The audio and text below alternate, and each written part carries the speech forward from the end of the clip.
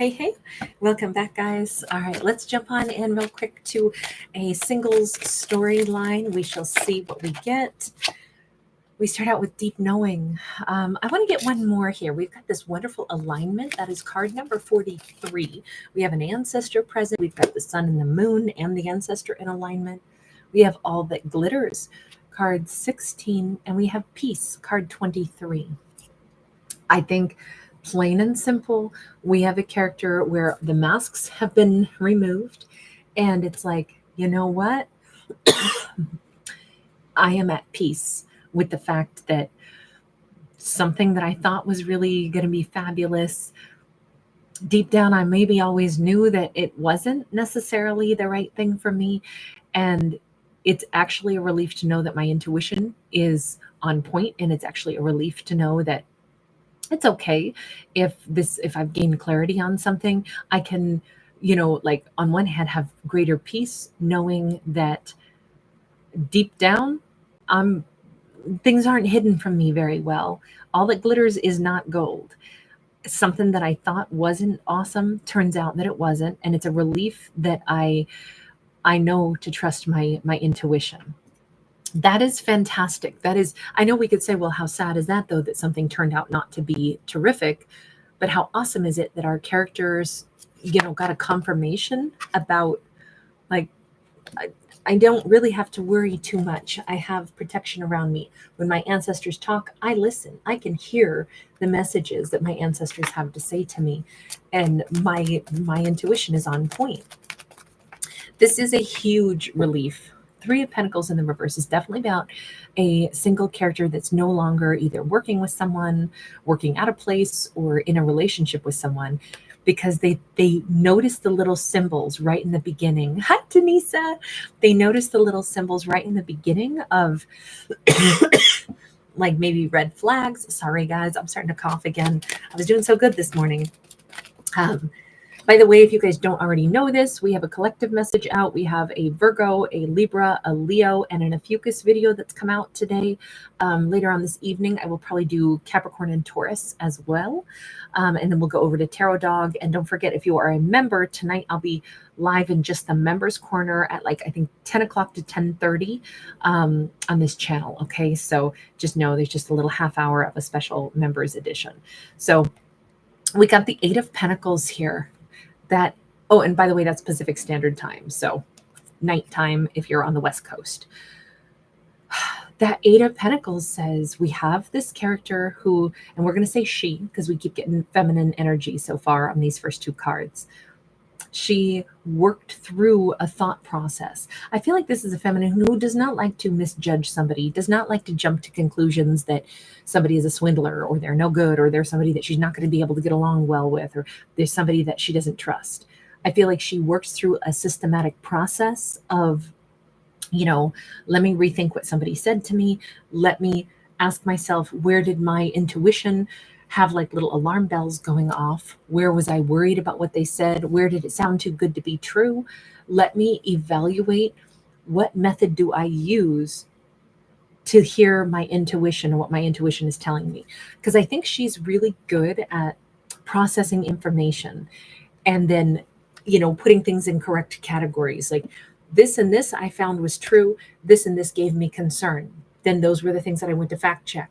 And when I found out that it wasn't true, now I know, good, I recognize red flags, and then I back it up with, real answers and knowledge. And that's how Ace of Wands, that's how I can trust my intuition, but I can also trust with the Ace of Wands, my spark of, I don't know, maybe she's going to write a book about how to use your intuition and use it like a process, how to work through red flags, because this is like she's inspired now because she recognized all that glitters is not gold. She's at peace with how she discovered this. There's no big sorrow. There's no big disappointment. She looks at it more like a puzzle to work through, like putting together a big puzzle. And she just looks at information that way. And I think that's got this wonderful spark for her to do something creative with this thought process that she has learned how to digest information and how to work through things. That's kind of an interesting spin. I've never seen that before. So, Annie, great to see you, hon. Sorry, guys. We have the Emperor in the reverse. I don't know, but it looks like she's figured out how to tell who's tyrannical versus who's a true leader. And that can be hard to tell sometimes because let me put it this way. An Emperor in the reverse is the kind of person who swaggers about, and because they have this sense of entitlement, you assume that they must have the authority because they have earned that place. They, like somebody who walks right in, imagine somebody walks into a hospital and they say that they're a surgeon and they're dressed in the right outfit, and they come in and they start, like walking into an OR and they're here to do a surgery. You assume, well, that's the surgeon. But what if they're not? What if they're just a lunatic? Or what if they're just immensely good at lying to themselves, feeling like, whatever, I don't need qualifications. I can do whatever I want. And because of that swagger, other people go, okay, I guess you know what you're doing. No, emperors in the reverse do not know what they're doing. But their trick is they are so full of themselves, they think they're the best thing since sliced bread. They're the person that everybody should bow to. They feel entitled. It's the, the belief that they're sometimes they feel better than everybody else. And that can also kind of like bamboozle people into thinking, okay, well, I guess they must be way more qualified. I mean, they think that they are, when really they're just delusional and bossy and tyrannical. And I'm feeling like that is part of what she's like figured out. She's dissected this. What is the anatomy of an emperor in the reverse? How do they become the emperor in the reverse? Or what are the characteristics of an emperor in the reverse? And it's fact checkable that they do not have competency, that they do not have any of the right to have that swagger and that sense of authority that they emit. But that is what makes them the emperor in the reverse. So she's just kind of like, I feel like she's used this as like, wow, this is an academic study in unmasking, things that, there's a red flag going, like, I don't know, this isn't adding up. And she's learned how to say, listen to the red flags and think through it in a critical thinking process. And that's actually inspired her, I think, to evaluate how does she figure it out. And then that becomes far less daunting a task. And now instead of being like bummed out and disappointed that, oh man, sometimes we meet these people in life that are the exact opposite of being the perfect partner for us. Now she's just like, you know what? That was such an amazing lesson that I learned. And I have all these skill sets. It really helps me to recognize who is a false emperor. I think she's looking at this as, wow, greatest lesson of my life. And now I can move forward with this sense of knowledge. Hi, everyone. Thank you so much for being here, guys. Okay, so she is very much ready to meet a real Two of Cups. And I think she's got the chops to do it. I think this is possibly a divine feminine who is not wounded, not heartbroken, not bamboozled by love, not bitter, not sad, and definitely not fearful of going through that, like I'll say almost like forensic science of evaluating like who is somebody. And, are they an emperor or are they an emperor in the reverse? She's not worried or fearful of that. In fact, she's like, I'm so well versed now in being able to spot a real partner for myself. Bring it on, universe. I'm ready to meet the real one because I'll be able to figure out who the real person is. We got the High Priestess in the reverse, Page of Swords in the reverse. She is so... This is, again, about intuition, which the Ophiuchus video had much to do with intuition as well. Excuse me. Sorry, guys. I'm going to stop after this. The Ophiuchus video had a lot to do with a really talented like empath as well. But in that story, we're just now getting to the point where that's now it's starting to sound similar to the Ophiuchus video because it's being used for the positive. I intuitively know. I don't have to wonder. I don't have to spy. I don't have to, try to gather information. I know that I'm ready to meet the partner of a lifetime, and there will be truths that are obvious to me. They won't be someone that I have to do some huge dissection of like, wait a second, their actions don't match their words.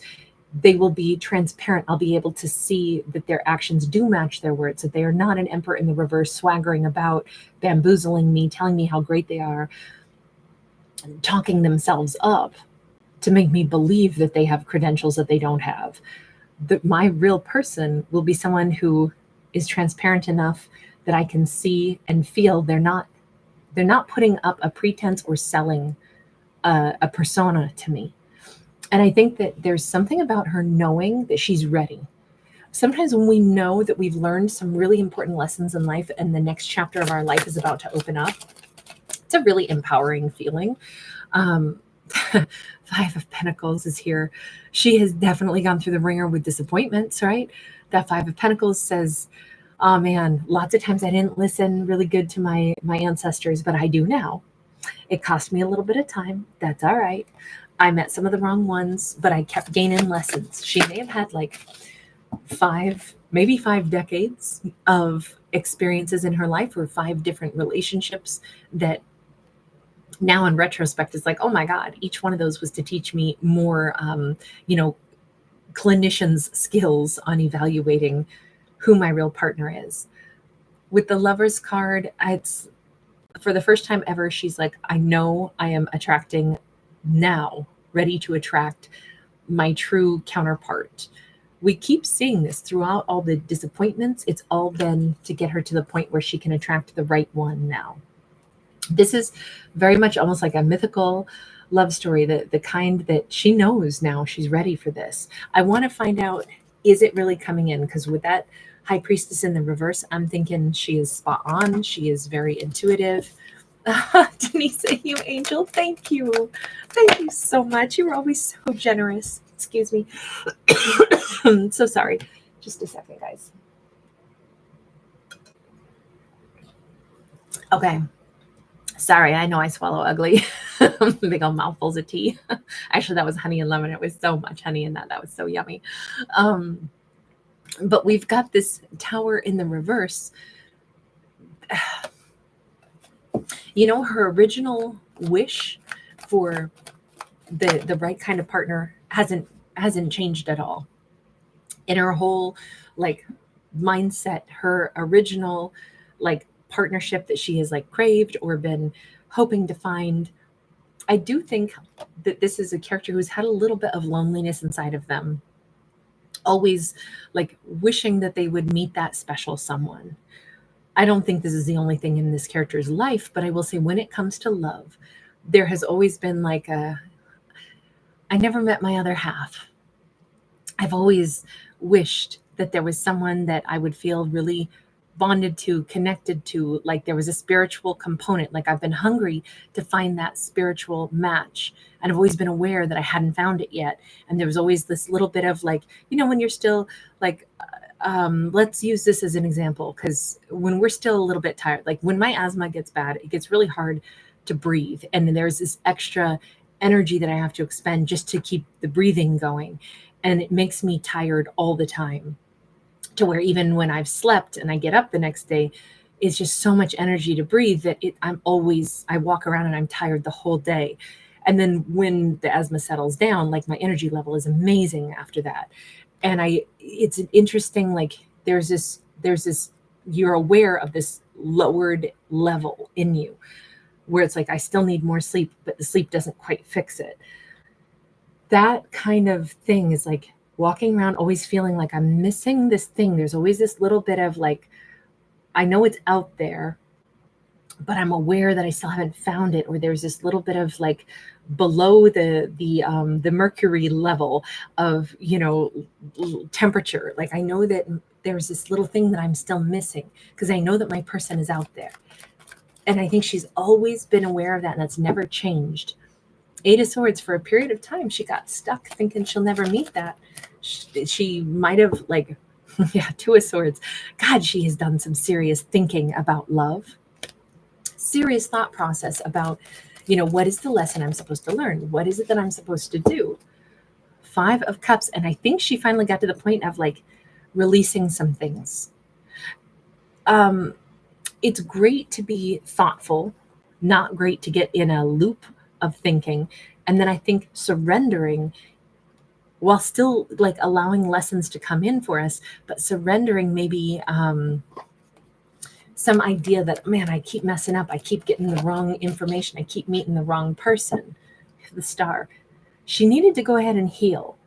She needed to go ahead and distance herself. And maybe she even needed to take a break and from dating for a bit and then go through that evaluation process that we saw her going through at the very beginning and gain that knowledge. The star can be distance, but if we're way up high at this great distance, looking back down on earth or looking back and reflecting on what we've been through, sometimes that's why we heal, because we have distance and perspective and we can look at what we've already gone through. And I think she had to let go of the feeling of, how come I haven't found the person?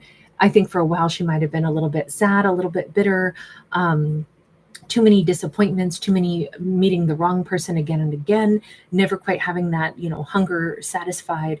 And then finally it was like, you know what, let me let go of the negative and let me just see it for what were the lessons I've picked up. And I think that's her breakthrough moment.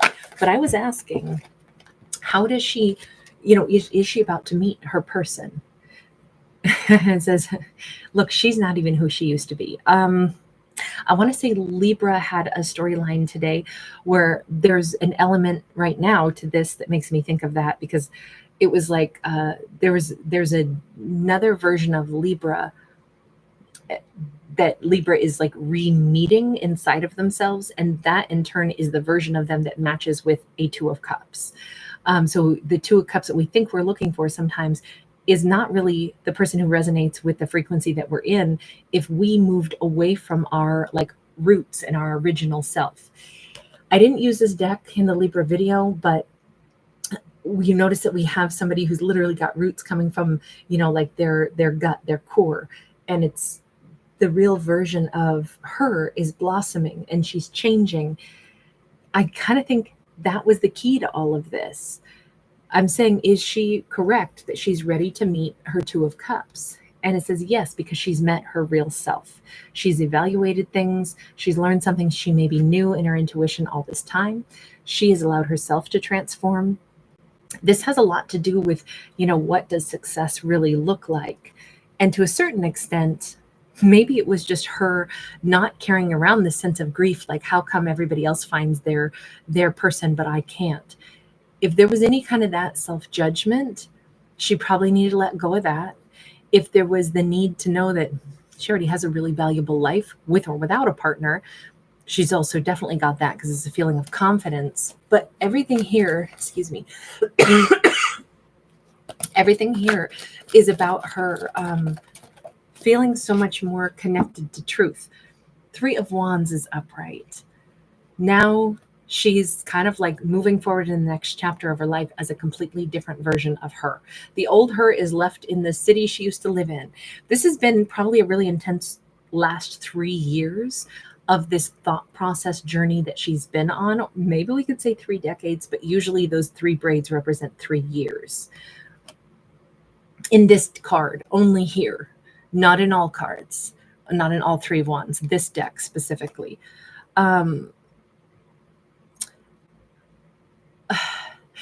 Her Two of Cups person that she knows is out there now, that she knows she personally is ready to meet.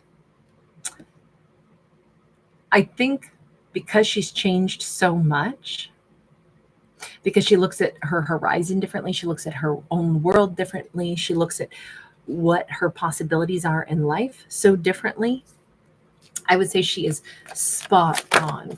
She is absolutely aware of what comes next for her. We have a 5 of Swords. It's at that jaunty little angle. We have a 3 of Swords sideways, and we have a Hierophant upright. So There's her again with that deep knowing, right? So she's had a deep knowing about the lesson she had to learn. She's had a deep knowing about why she didn't end up with somebody that she really did think or hope that she was going to marry, only to find out that they were like definitely an emperor in the reverse. And I think that that emperor in the reverse was probably on the heels of a multitude of other failed relationships. And that was kind of like the crowning, like capstone lesson that she learned. And she's put all these pieces together. And she is now, she has that deep knowing that her tree of life is really blossoming. She's right where she's supposed to be. She's not angry. She's not wounded. She's not heartbroken. She's not any of those things. The person that she'll marry, first and foremost, like she's more married to like me, myself, and I think she's more whole and complete than she's ever been, not feeling like my other person is out there but I never meet them. There's this kind of like secret loneliness inside of me that I know they're out there, but how come I can't meet them? How come I haven't had success in that yet? I think first she feels very, very whole, and I think that component was so important for her to get to before having a partner. Look, to have a partner that complements us is great. To say that we need a partner to complete us, I would argue would not be the best, viewpoint to have, even though I know it's very romantic to be like, oh my God, this person is the other half of my soul. I say Aries is my doggy soulmate. He's like the dog of my life. And I mean, I was raised with an amazing dog for 19 years, a fellow blue healer. Matilda holds a very special place in my heart, but Aries is, he was mine from birth. And so, he is my little dog of my life. But at the same time, he complements my life. He's my best doggy for sure. But when we're talking about, there's a lighthearted way to say that, but still with deep meaning and deep love.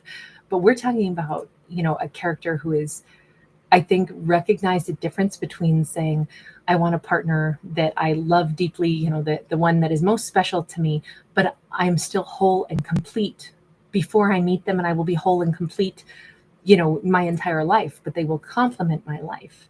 I think that, being able to differentiate was like one of her big lessons here. Shriza Ali, you angel. Oh my God, thank you so much. Shriza Ali just gifted 5 memberships. If your name just became green, just know that is compliments of Shriza Ali. So Julie Engerman, Spiritual Healing Now, Victoria Knox, Nani Live in Peace, and Divine Chooses Myself. You are all now members. Thank you so much. That is so beautiful. And members, don't forget on Mondays, that's our members corner. But tonight we're doing something a little special in the members corner. I will go live at 10 o'clock Pacific Standard Time tonight on this channel for members. And we're going to do some storytellings for members. So I hope to see you guys there. Thank you so much, Shriza Ali. We have got this High Priestess again. We have her so connected into her true life path now. Part of her life path was to learn this lesson for herself. Part of her life path was to learn how to evaluate things. Part of her life lesson was to learn to trust that incredible intuition that she has. And now she's like, dude, I'm an empath. I totally embrace it. I have a gift. I think she had to reach her potential of embracing this gift that she has. This is very, very intelligent, very intuitive character, particularly when it comes to connections. That's really beautiful. We have 7 of Cups upright. All of a sudden, I think it's going to be crystal clear to her which stars are really like on her life path, which person is her person. I think everything gets crystal clear for her from here on out. Yes, she is going to meet her 2 of Cups. Yes, she is gravitating toward people, places, and situations that are so like intuitively, her life is going to flow a lot easier because she's learned these lessons. She's learned to trust her intuition. She's learned more about finding things that complement her instead of feeling any need for something to complete her. All of these aspects of herself have just like clicked her into high gear. So she's super connected to the energy of, what she knows to be true. Very beautiful. Her life just got so much easier. I don't think she's going to hide anything from herself. I don't think she's going to struggle to find pathways that really blossom for her. And this could be true in everything in life. Now, granted, we just got a Two of Cups again, so we know she's headed for a true partnership. But I'm thinking even right down to listening to her internal guidance system on, finding the right job, finding where she wants to live, finding the opportunities that she wants. I think she's going to start to live a life that is very full of blessings, like almost where people are going to be like, how do you know? And I think it's something to do with she's developed the true gift of knowing herself and knowing how to listen to that deep intuition. She knows what to gravitate to. Definitely leads her to a Two of Cups romance. That's what this started out as, but you notice it was so much more than that. This was never just a story about love.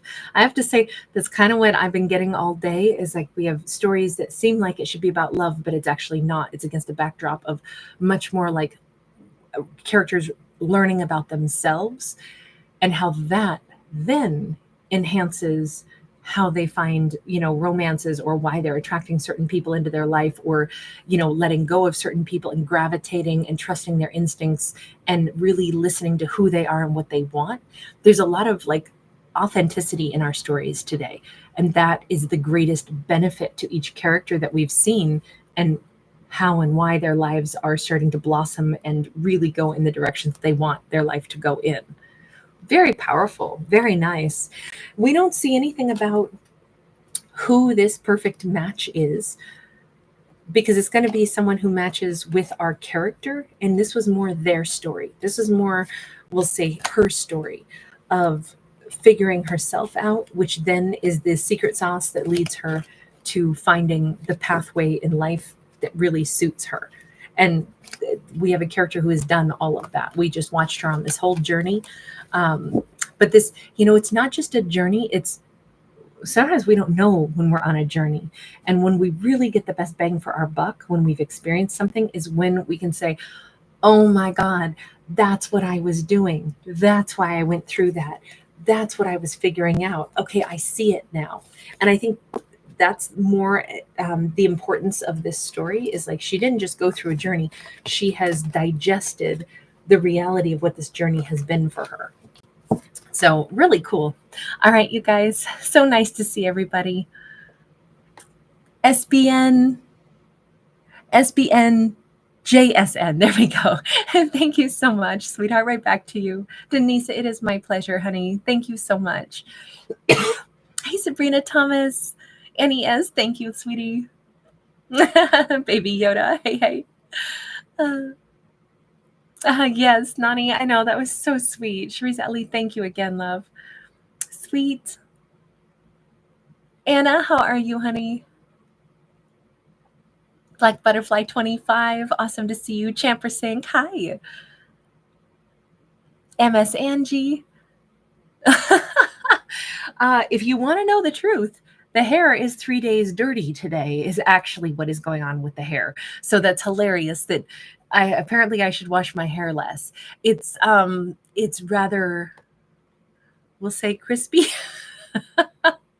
It's very hot where I am, and it's like drying my hair out, and I don't want to wash it too much right now because it's so hot.